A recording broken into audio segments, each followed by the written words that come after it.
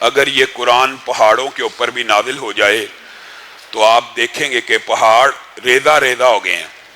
اور اللہ تعالیٰ یہ مثالیں کیوں بیان کرتا ہے؟ لعلہم یتفکرون، تاکہ تم لوگ اور ہم لوگ، کہنے والا اور سب سننے والے، ان باتوں کے اوپر غور و فکر کریں کہ اللہ رب العزت کا یہ کلام اگر پہاڑ جیسی مضبوط چیز کے اوپر بھی نازل ہو جاتا تو وہ بھی اللہ کے خوف سے کپ کپا اٹھتا اور اللہ کے خوف کی وجہ سے ریزہ ریزہ اور ٹکڑے ٹکڑے ہو جاتا. ثم قست قلوبکم من بعد ذلک فہی کالحجارہ او اشد قسوہ، لیکن تمہارے دل اتنے سخت ہیں کہ جیسے پتھر ہو جائیں، بلکہ پتھروں سے بھی زیادہ سخت ہو چکے ہیں تمہارے دل. لیکن اللہ رب العزت نے وَإِنَّ مِنَ الْحِجَارَةِ لَمَا يَتَفَجَّرُ مِنْهُ الْأَنْهَارُ، لیکن پتھر بھی بعض ایسے ہوتے ہیں جن میں سے نہریں نکل آتی ہیں. وَإِنَّ مِنْهَا لَمَا يَهْبِطُ مِنْ خَشْيَةِ اللَّهِ، اور بعض پتھر ایسے بھی ہوتے ہیں جو اللہ کے خوف سے گر پڑتے ہیں. یہ تو قرآن پاک پتھروں کے احساسات کی بھی گواہی دے رہا ہے، مخلوقات کے، جمادات کے، نباتات کے احساسات کی بھی گواہی دیتا ہے کہ پتھر بھی ایسے ہوتے ہیں جو اللہ کے خوف سے گر پڑتے ہیں، اور پتھر بھی ایسے ہوتے ہیں جن میں سے پانی کے چشمے رواں ہو جاتے ہیں. لیکن انسان کا دل اتنا سخت ہے کہ پتھروں سے بھی زیادہ سخت ہو جاتا ہے. اولئک کالانعام، وہ پھر درندوں کی طرح ہو جاتے ہیں، چرندوں کی طرح ہو جاتے ہیں. بل ہم اضل، بلکہ ان سے بھی زیادہ گمراہ ہو کے رہ جاتے ہیں کہ قرآن کی آیتیں سنتے ہیں لیکن قرآن کی آیتوں پہ نہ غور و فکر ہے، نہ ان کو پڑھنے کا شوق ہے، نہ ان کے لیے رغبت ہے. میرے بھائیوں، قرآن پاک کی جو آیات ہیں ان سے دوری اتنی بڑی بد نصیبی ہے. یہ اللہ رب العزت کا کلام ہے، یہ اتنی بڑی بد نصیبی ہے کہ آپ صرف ایک حدیث سے اس بد نصیبی کا اندازہ لگا سکتے ہیں. آپ کو پتہ ہے نا، رسول اللہ صلی اللہ علیہ وسلم پہلے لکڑی کے ایک ممبر پہ خطبہ دیا کرتے تھے. جب نیا ممبر بنا وہ لکڑی کا ممبر دور کر دیا گیا. جب اس کو دور کیا گیا تو وہ ممبر ذکر الہی سے دوری کی وجہ سے، رسول اللہ صلی اللہ علیہ وسلم سے دوری کی وجہ سے زارو کتار رونا شروع ہو گیا. زارو کتار رونا شروع ہو گیا، حتیٰ کہ رسول اللہ صلی اللہ علیہ وسلم اترے. جو نہیں مانتا نہ مانے، ہمارے اسلام نے، قرآن پاک نے تو پتھروں کے بھی احساسات بیان کیے، درختوں کے بھی احساسات بیان کیے. حدیث میں کھجور کے اس تنے کے احساسات کو بھی بیان کیا جا رہا ہے کہ وہ زارو کتار رو رہا ہے. اور پہلے بھی آپ کے سامنے یہ بات رکھی ہے کہ جس قسم کی حدیث کا منکر حدیث انکار کرتے ہیں اسی قسم کی آیت قرآن پاک میں موجود ہوتی ہے. اس حدیث کا تو انکار کریں گے کہ کھجور کا تنا کیسے رویا، لیکن جو قرآن پاک میں پتھروں کے احساسات کا ذکر ہے ان کا کیسے انکار کر سکتے ہیں؟ پتھر کے احساسات ہونا زیادہ بڑی بات ہے کہ درخت کے احساسات ہونا؟ پتھر کے ہونا زیادہ بڑی بات ہے. تو یہ کھجور کا تنا رونا شروع ہو گیا. رسول اللہ صلی اللہ علیہ وسلم اترے، اس کو گلے سے لگایا. میرے بھائیوں، اللہ کے فضل و کرم سے اللہ نے مجھے اور آپ کو ایک ایسی کتاب دی ہے، ذالک الکتاب لا ریب فیہ، اس میں کسی بھی قسم کا کوئی شک نہیں ہے. یہ جو شک ہے یا شبہ ہے، ہم نے کیا سمجھا؟ اس کے اندر شک و شبہ صرف زیر زبر کی غلطی میں نہیں ہے، حرف کی غلطی میں نہیں ہے، یا اس کے متن میں نہیں ہے، یا اس کے معانی میں بھی نہیں ہے. یہ جو کتاب محفوظ ہے، انا نحن نزلنا الذکر وانا لہ لحافظون، جو اللہ تعالیٰ نے اس کی حفاظت کی قسم کھائی ہے. بلکہ رسول اللہ صلی اللہ علیہ وسلم جب تیز تیز پڑھا کرتے تھے قرآن پاک کو کہ نازل ہو رہا ہے، میں تیزی سے یاد کروں، لا تحرک بہ لسانک لتعجل بہ ان علینا جمعہ وقرآنہ فاذا قرأناہ فاتبع قرآنہ. پیارے حبیب، آپ تیزی سے زبان نہ چلایا کیجئے. اس کو جمع کرنا آپ کی ذمہ داری نہیں ہے، اس کو حفظ کرنا بھی آپ کی ذمہ داری نہیں ہے، اس کو جمع کرنا بھی میں رب کی ذمہ داری ہے، اس کو پڑھانا بھی میں رب کی ذمہ داری ہے. اور ثم ان علینا بیانا، اور اس کا بیان یعنی جو آپ کے اوپر ذکر نازل ہوا، آپ جو اسے کھول کھول کے بیان کریں گے، اس سارے کے سارے بیان کو کمپائل کرنا بھی اللہ کی ذمہ داری ہے. صرف قرآن کی حفاظت بھی اللہ کی ذمہ داری نہیں بلکہ اس کے بیان کی حفاظت بھی ذمہ داری ہے.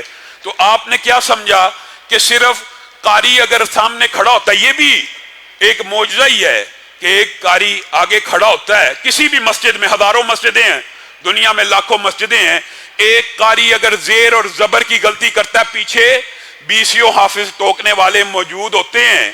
یہ بھی ایک ایجاد ہے، اور ایک حیران کن ایجاد اس میں یہ بھی ہے. آپ حیران رہ جائیں گے کہ دنیا کی کوئی بھی لغت اٹھائیں، اردو زبان اٹھا لیں، آج سے صرف 100 سال پہلے چلے جائیں، کبھی کو کبو کہا جائے گا. انگلش میں اگر 100 سال پیچھے چلے جائیں، آپ کو انگلش کی سمجھ نہیں آئے گی، جو عام فہم الفاظ ہیں وہ بھی بدل جائیں گے. صرف 200 سال قبل کی انگلش، 200 سال قبل کی اردو، 400 سال قبل کی فارسی، دنیا کی کوئی بھی زبان اٹھا کے دیکھ لیں، اس کے اندر جس قسم کا تغیر اور تبدل آپ کو ملے گا آپ حیران رہ جائیں گے. لیکن قرآن پاک یہ اللہ کا اتنا عظیم الشان معجزہ ہے کہ 1400 سال قبل جس زبان میں نازل ہوا، آج تک اس زبان کے اندر یہ سارے حروف نہ صرف زندہ ہیں بلکہ استعمال بھی ہوتے ہیں. کوئی حرف ایسا نہیں ہے جو عربی زبان میں استعمال نہ ہوتا ہو، یا متروک ہو، یا ترک کر دیا گیا ہو، یا لغت میں استعمال نہ ہوتا ہو. یہ قرآن پاک کا اعجاز صرف لفظوں کا نہیں ہے، اس کے معنی کا بھی ہے، اس کے بیان کا بھی ہے. جس طرح یہ حرفی طور پہ محفوظ ہے، اسی طرح یہ معنوی طور کے اوپر متنن بھی محفوظ ہے، اور اس کی تشریحات، توضیحات اور بیان بھی محفوظ ہے. قربان جائیں صحابہ کی محنتوں کے اوپر وہ لوگ جنہوں نے اس بات کے اوپر انکار کر دیا کہ جی قرآن کی تو حفاظت اللہ نے کی ہے لیکن حدیث کی حفاظت اللہ نے کے ذمے نہیں ہے. انہوں نے بھی قرآن کے ترجمے کا انکار کیا ہے. قرآن صرف لفظاً محفوظ نہیں ہے، معنوی طور پہ بھی محفوظ ہے. جب اللہ تعالیٰ کلام حمید میں سینکڑوں جگہ کے اوپر رسول اللہ کی زندگی کو نمونہ اور رسول اللہ کی اطاعت کو اپنی اطاعت قرار دیتا ہے اور یہ حکم دیتا ہے جو رسول اللہ تمہیں دیں اس کو پکڑ لو، تو پھر رسول اللہ کی زندگی کہاں سے ملنی ہے؟ رسول اللہ کی صبح و شام کہاں سے ملنی ہے؟ اس قرآن پاک کا پورا بیان کہاں سے ملنا ہے؟ حدیث رسول سے ملنا ہے. اس کا مطلب یہ ہے رسول اللہ کی صبح بھی محفوظ ہیں، شامیں بھی محفوظ ہیں، دن بھی محفوظ ہیں، راتیں بھی محفوظ ہیں. اسی لیے قرآن پاک میں لقد کان لکم فی رسول اللہ اسوہ، کہ تمہارے لیے رسول اللہ کی زندگی بہترین نمونہ ہے. اور اگر نمونہ ہی محفوظ نہ ہو، آپ یہ عقیدہ بنا لیں حدیث محفوظ نہیں ہے، تو آپ نے قرآن کے معنوی طور کا انکار کر دیا. قرآن تو کہتا ہے رسول اللہ کی پوری زندگی محفوظ ہے، انہی کے پیچھے چلنا ہے. اور آپ حیران رہ جائیں گے صحابہ اور اللہ تعالیٰ نے ان سے یہ کام لینا تھا. جو سورس قرآن پاک کی حفاظت کا اللہ نے مقرر کیا، وہی سورس حدیث کی حفاظت کا اللہ نے مقرر کیا. دونوں میں کوئی فرق نہیں ہے. بعض لوگ یہ سمجھتے ہیں قرآن کی حفاظت اللہ کے ذمہ. کیسے؟ اللہ تعالیٰ نے اس کا طریقہ بھی تو بتلا دیا، اللہ تعالیٰ نے وہ ترتیب بھی تو سمجھا دی. قرآن پاک یہاں بیٹھے ہوئے کسی انسان کے اوپر کتابی شکل میں نازل نہیں ہوا، بلکہ اللہ کے رسول کے دل پہ نازل ہوا. اللہ کے رسول نے صحابہ کو پڑھ کے سنا دیا، ان صحابہ نے اس کو کمپائل کر دیا. اسی طرح حدیث رسول اللہ نے بیان کی، صحابہ نے کمپائل کر دیا. آپ حیران رہ جائیں گے. صحیح حدیث سے آپ کے سامنے یہ بات رکھتا ہوں. زید بن ثابت کو جب یہ ان کی ڈیوٹی لگی حضرت ابو بکر کے دور کے اندر ہی کہ آپ قرآن پاک کو کمپائل کرنا شروع کریں، اب اسلام پھیل رہا ہے، پورے قرآن پاک کو ایک مصحف میں جمع کر لیا جائے. سینوں کے اندر تو محفوظ ہے، ہر ایک صحابی سے آیات لیں، وہ ترتیب جس ترتیب سے رسول اللہ صلی اللہ علیہ وسلم نے ہمیں آپ کو سمجھا دیا. ایک ترتیب ہے ترتیب نزولی، کہ ترتیب جس سے قرآن نازل ہوا. اور حضرت علی کا یہ دعویٰ تھا میں علی جانتا ہوں کون سی آیت کس مقام کے اوپر کس موقع کے اوپر نازل ہوئی. گویا حضرت علی کو قرآن پاک ترتیب نزولی کے اعتبار سے بھی حفظ تھا، لیکن وہ ترتیب جو رسول اللہ صلی اللہ علیہ وسلم نے صحابہ کو پڑھ کے سنائی، یہ آیت سورت بقرہ میں رکھنی ہے، یہ آیت سورت توبہ میں رکھنی ہے، یہ آیت سورت احزاب میں رکھنی ہے، یہ جو ترتیب ہے نبی کریم نے جب صحابہ کو بتلا دی، قرآن پاک کمپائل ہونا شروع ہو گیا. کمپائل ہو رہا ہے، حضرت زید بن ثابت قرآن پاک کی آیتیں صحابہ سے لے رہے ہیں. اس آیت کے بعد یہ آیت تو نے خود رسول اللہ سے سنی؟ جی ہاں. اس کا گواہ لے کیا، گواہ حاضر ہے. قرآن پاک کمپائل ہوتا چلا جا رہا ہے، یہاں تک کہ آپ ایک صحابی رسول حضرت خذیمہ انصاری کے پاس پہنچے اور ان کے بارے میں مختلف روایات موجود ہیں، لیکن صحیح روایت یہ ہے کہ ان کے پاس ایک آیت ایسی تھی جو ان کے علاوہ صحابہ میں سے بھی کسی کو یاد نہیں تھی. ایک آیت ایک ہی صحابی کے پاس ہے اور وہ کہہ رہے ہیں میں نے رسول اللہ سے یہ آیت اس آیت کے بعد سنی ہے۔ زید بن ثابت مخمسے میں پڑ گئے کہ یہ عجیب معاملہ ہے، اب اس آیت کا گواہ لے کیا خزیمہ نے کہا میرے پاس اس آیت کا کوئی گواہ نہیں، لیکن میں ایمانداری سے یہ بتلاتا ہوں میں نے رسول اللہ سے یہ آیت اس آیت کے بعد سنی ہے، اور اس آیت کے بارے میں بھی محدثین نے لکھ دیا، بعد نے کہا یہ سورۃ توبہ کی آخری آیت لقد جاءکم ہے، اور بعد نے کہا یہ سورۃ احزاب کی 23 نمبر آیت تھی۔ جو بھی آیت ہے اس کو حضرت زید بن ثابت اب لکھ نہیں رہے، قرآن تو کمپائل ہو رہا ہے، مصحف تو لکھا جا رہا ہے۔ اسی اثناء میں صحابہ کو یہ خبر ملی کہ حضرت خزیمہ انصاری نے اس آیت کی گواہی دی ہے، حضرت ابو ہریرہ کو بھی یہ خبر ملی اور دیگر صحابہ کو بھی یہ خبر ملی۔ وہ آئے اور آ کے کہنے لگے آپ کو نہیں پتا خزیمہ انصاری اکیلے کی گواہی 2 گواہوں کے برابر ہے؟ نہیں مجھے نہیں پتا، یہ کیا ماجرا ہے؟ ان کو پھر بتلایا گیا ایک دن تھا رسول اللہ صلی اللہ علیہ وسلم نے ایک شخص کے ساتھ ایک سودا کیا، اور اس سودے کے اندر رسول اللہ کے پاس کوئی گواہ موجود نہیں تھا۔ وہ سودا کرنے والا بعد میں مکر گیا اور رسول اللہ کو کہنے لگا میرا آپ کا سودا کب ہوا، کیسے ہوا؟ سودا تو تب ہوتا آپ پیسے دے جاتے، آپ تو بات کر کے پیسے لینے چلے گئے ہیں۔ تو رسول اللہ کو کہنے لگا آپ کا کوئی گواہ ہے تو لے کے آئیے۔ خزیمہ انصاری پاس ہی کھڑے ہیں، وہ کہتے ہیں اللہ کے رسول میں اس سودے کا گواہ ہوں۔ رسول اللہ نے کہا آپ تو اس سودے میں موجود ہی نہیں تھے، آپ کیسے گواہی دے رہے ہیں؟ کہا جو نبی اللہ کے اوپر جھوٹ نہ باندھے، آسمان سے آنے والے فرشتوں کی ہمیں خبر دے، کیا وہ ایک معمولی سے سودے کے بارے میں جھوٹ بولے گا؟ تو رسول اللہ صلی اللہ علیہ وسلم نے حضرت خزیمہ انصاری کو یہ اعزاز دیا خزیمہ آج کے بعد تجھ اکیلے کی گواہی قیامت تک کے لیے 2 گواہوں کے برابر ہوگی۔ اور یہ اسی لیے دیا یہ اعزاز کہ قرآن پاک کو اللہ نے کمپائل کرنا تھا، لیکن طریقہ کیا تھا؟ صحابہ کا حفظ۔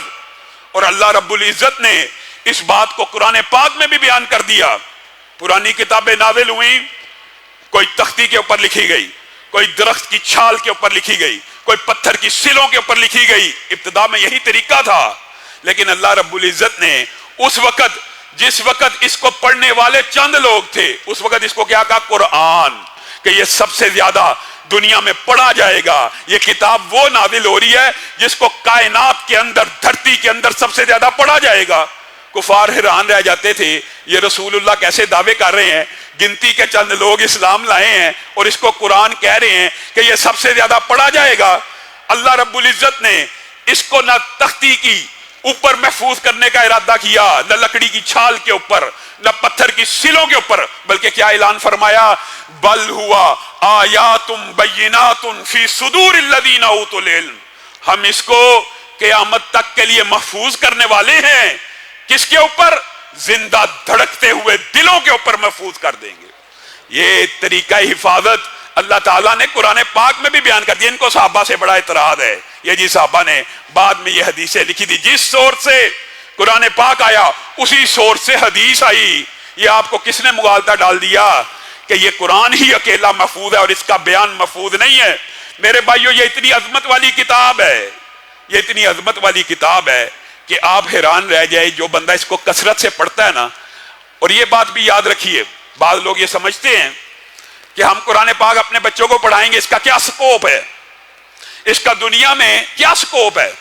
میرے بھائیو پہلی بات، یہ کتاب یہ دنیا کے سکوپ کے لیے نہیں پڑھی جاتی، یہ کتاب آخرت کے سکوپ کے لیے پڑھی جاتی ہے۔ لیکن جو اس کو پکڑ لیتا ہے پھر اللہ تعالیٰ دنیا کا بھی سکوپ بنا دیتے ہیں۔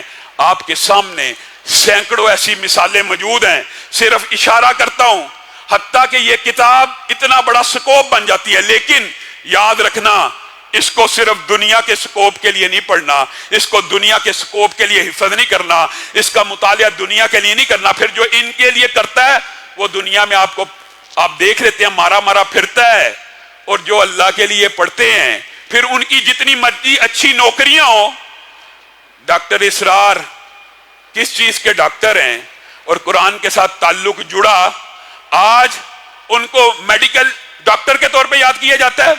Doctor Zakir Naik MBBS doctor ہیں، ان کو کیا MBBS ڈاکٹر کے ذریعے یاد کیا جاتا ہے؟ ڈاکٹر فرحت ہاشمی صاحبہ کیا ان کو MBBS ڈاکٹر یا PhD اسکالر کے طور پہ لیا جاتا ہے.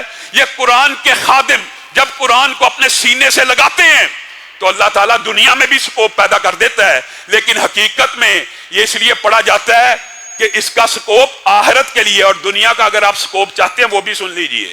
دنیا کے اندر بھی ایک سکوپ جو حدیث نبوی سے واضح ہے وہ یہ ہے، اللہ کا شکر ہے ہم سب مسجد میں بیٹھے ہیں اور آپ کے لیے یہ خوشخبری کی بات ہے، آپ کے لیے یہ خوشخبری کی بات ہے کہ وہ بندہ جو قرآن پاک سیکھنے کے لیے، سمجھنے کے لیے، سننے کے لیے، سب سننے کے لیے آئے ہیں نا، تراویحیں پڑھنے کے لیے آئے ہیں، سمجھنے کے لیے آئے ہیں، اللہ کا شکر ہے.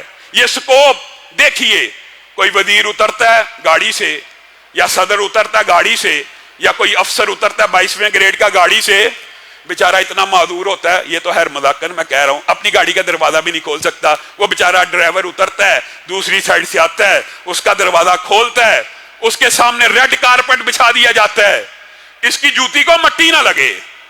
وہ بیچارہ اس کارپٹ کے اوپر پاؤں رکھتا رکھتا اپنے ڈائس پہ جاتا ہے، اور آپ اور میں عقل پہ پردہ نہ کہتے ہیں واہ واہ واہ کتنا پروٹوکول ہے. یہ پتہ نہیں اللہ تعالیٰ اس بدبخت کا پاؤں بھی اپنی زمین پہ لگنے نہیں دینا چاہتا. اور دوسری طرف یہ ہے کہ آپ میں جو بھی قرآن سیکھنے کے لیے، سمجھنے کے لیے اپنے گھروں سے نکلتے ہیں، صحیح حدیث کے الفاظ ہیں، صرف گھروں سے نکلتے ہیں، ریڈ کارپٹ تو نہیں. یہ دنیا کا سکوپ بتا رہا ہوں آپ کو. آسمان سے مقرب فرشتے اترتے ہیں اور ان لوگوں کے پاؤں کے نیچے اپنے پروں کو بچھا دیتے ہیں.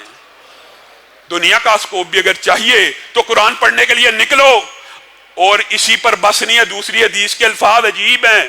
دنیا کا سکوپ بھی سن لیجئے. وہ کیا ہے کہ جو کوئی بھلائی کی بات کرنے کے لیے نکلتا ہے، بھلائی کی تبلیغ کرتا ہے یا بھلائی کو سننے کے لیے جاتا آتا ہے، یعنی معلم خیر ہے، خیر کی بات کرتا ہے یا خیر کی بات کے لیے نکلتا ہے یا خیر کی بات کو اخذ کر کے آگے پھیلانے کے لیے اس شوق اور رغبت سے نکلتا ہے کہ کچھ مجھے سمجھ آ جائے، میں اپنے گھر والوں کو بتاؤں گا یا آگے پھیلاؤں گا.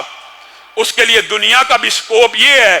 رسول اللہ صلی اللہ علیہ وسلم نے ارشاد فرمایا وہ مچھلیاں جو سمندر میں تیرتی ہیں، وہ چونٹیاں جو بلوں میں رہتی ہیں، وہ بھی اس کے لیے دعا کرنا شروع کر دیتی ہیں کہ اللہ اس کے اوپر رحمتوں کا نزول فرما. اور اگر آپ دنیا کے سکوپ کے علاوہ آخرت کا سکوپ پوچھتے ہیں تو قربان جائیں اس کلام اللہ پہ، اس قرآن پاک کے اوپر. یہ قیامت کے دن اللہ رب العزت سے جھگڑا کرے گا، اللہ سے جھگڑا کرے گا. کلام اللہ ہے، اللہ کی صفت ہے، اس کا یہ حق ہے، یہ اپنے رب سے جھگڑ سکتا ہے، یہ اللہ کی صفت ہے. اور جھگڑا کس بارے میں کرے گا؟ اللہ یہ بندہ مجھے پڑھا کرتا تھا، یہ بندہ صاحب قرآن ہے، یہ بندے کی زبان پہ آیتیں رواں ہوتی تھی، اے اللہ اس کو کچھ عطا کیجئے نا. دنیا کے اندر وہ MPhil کی ڈگریاں، PhD کی ڈگریاں کچھ پڑھ لکھ کے پڑھنے والوں کو دی جاتی تھی. اے اللہ اب یہ میں مفہوماً کہہ رہا ہوں آپ کے سامنے آ گیا ہے، اس کو کچھ عطا کیجئے نا، اس کو کچھ پہنائیے نا. اللہ تعالیٰ جواب میں کہے گا تو سفارش کرتا ہے میں اسے لباس زینت عطا کرتا ہوں. اللہ کچھ اور بھی دے دیجئے. اللہ یہ مجھے بڑا پڑھا کرتا تھا، راتوں کو پڑھا کرتا تھا، صبح کو پڑھا کرتا تھا. اللہ کہے گا اگر تو سفارش کرتا ہے میں اسے تاج عزت پہناتا ہوں. سبحان اللہ، جس کو اللہ تاج عزت کہہ رہا ہے اس کی عزت کیا ہوگی. اللہ رب العزت ہم سب کو اس دن عزتیں عطا فرمائے اور ذلتوں سے محفوظ رکھے. اللہ اسے اور عطا کر، وہ کہتا چلا جائے گا، اللہ عطا کرتا چلا جائے گا، پھر بھی سفارش کرتا رہے گا، جھگڑا کرتا رہے گا. اللہ ہر روز یہ آیتیں تو پڑھتا تھا، اللہ ہر روز کم از کم اتنا تو پڑھتا تھا، اللہ آپ اس سے راضی ہو جائیے، اللہ آپ اس سے راضی ہو جائیے. اللہ جواب میں کہے گا میں تیری سفارش کو قبول کرتا ہوں، اس سے راضی ہو گیا ہوں. جیسے اس کے باپ آدم کو جنت سے نکالا تھا کبھی اس کو جنت سے نہیں نکالوں گا. اللہ پھر بھی جھگڑا کر، اللہ اس کو اور عنایت کر. اللہ پھر جواب میں کہیں گے، اور یہ ان لوگوں کے لیے ہے جن کو کچھ نہ کچھ آیات یاد ہیں. اور جو کل آپ کو درس میں بات کہی تھی، آپ یہ ارادہ کریں، اللہ کی قسم ارادہ کر لیں، یہ اتنی بڑی حدیث ہے اور حدیث صحیح ہے. ایک تو بغیر حفظ کے پڑھنے والے کی بھی سفارش ہو رہی ہے کہ اللہ 10 آیتیں تو پڑھا کرتا ہے روزانہ، 20 تو پڑھا کرتا تھا، 100 تو پڑھا کرتا تھا، یہ عنایت کر دیجئے. لیکن یہ جو اگلا باب، اگلا ٹکڑا، یہ صرف ان کے لیے ہے جن کو کچھ نہ کچھ یاد ہے. اور آج اگر آپ ارادہ کریں چاہے جتنی مرضی بڑی عمر ہے، کتنی آسان بات ہے یار، 1000 آیتیں 29واں اور 30واں پارہ یاد کرنا ہم میں سے جتنے بیٹھے ہیں ارادہ کر لینا اللہ کی قسم یاد کر سکتے ہیں۔ صرف ارادہ کرنے کی بات ہے، وعدہ کیجئے، ارادہ کیجئے، کل قیامت کے دن عزت کیا ملنی ہے یہ بھی سن لیجئے۔ ایک تو 1000 آیتوں کا اگر آپ کو یاد ہو جائیں گی آپ کے لیے قیام کتنا آسان، آپ خزانے کے مالک بھی لکھے جا رہے ہیں، 1000 حاملہ اونٹیاں بھی انفاق کر رہے ہیں۔ اور دوسری بات اس حدیث کے اندر موجود ہے، اللہ قرآن پاک کو کہے گا سفارش کرتا چلا جا رہا ہے، لے میں تیری سفارش کو پوری طرح قبول کرتا ہوں۔ پہلے تو عزت کا تاج پہنایا، زینت عطا کی، خلت عطا کی، پوشاک عطا کیا، رضامندی دی۔ اب اللہ کیا کہہ رہا ہے، اس کو کہے جتنا تجھے یاد کیا ہوا ہے پڑھتا چلا جائے اور چڑھتا چلے جائے، جتنی آیتیں پڑھے گا جنت میں اتنے درجات کو بلند کر دیا جائے گا۔ 1000 آیتیں تو یاد کر لو، 1000 درجات حاصل کرنا جنت میں کیا مشکل ہے۔ 29واں 30واں پارہ یاد کر لو گے، جنت کے اندر 1000 درجات بلند ہوں گے۔ اور یہ بات صحیح حدیث سے ثابت ہے کہ پڑھتا جا اور چڑھتا جا، تیری منزل وہاں پہ آخری مقام آئے گا جہاں پہ جتنا تجھے حفظ ہے اس کی آخری آیت پڑھے گا، وہاں تک جنت میں تیرا مقام ہوگا۔ اللہ تعالیٰ ہم سب کو ان آیتوں کو یاد کرنے کی توفیق عنایت فرمائے۔ سبحان ربک رب العزت عما یصفون وسلام علی المرسلین والحمد للہ رب العالمین۔ معزز سامعین گرامی قدر، سب ساتھی یہ بھی دعا کریں، ہمارے ادریس صاحب ہیں ان کے چوری ہوگی اور کچھ ساتھی بیمار ہیں، اللہ تعالیٰ سب کو شفائے کاملہ عاجلہ نصیب فرمائے۔ واخر دعوانا